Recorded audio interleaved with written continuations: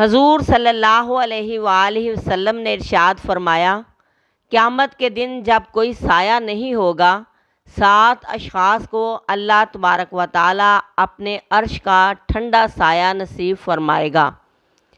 ان میں سے پہلا عادل حکمران ہوگا، دوسرا وہ نوجوان جس نے جوانی اللہ رب کائنات کی عبادت اور یاد میں گزار دی، یعنی فضول اور لغو کاموں میں جوانی برباد نہیں کی۔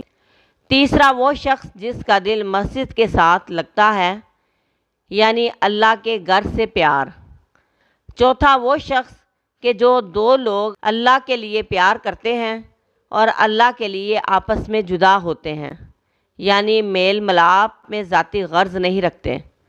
اور 5واں وہ شخص جس کو کسی عورت نے گناہ کی دعوت دی تو اس کے جواب میں اس نے کہا کہ میں اللہ سے ڈرتا ہوں، یعنی اپنی عزت و آبرو کی حفاظت کی اور اللہ تبارک و تعالیٰ کی حدوں کو پامال نہیں کیا۔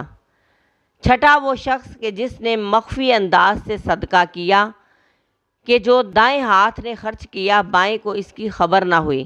7واں وہ شخص جس نے تنہائی میں بیٹھ کر اللہ کا ذکر کیا اور اس کی آنکھوں سے آنسو نکل آئے، یعنی خوف خدا رکھنے والا شخص۔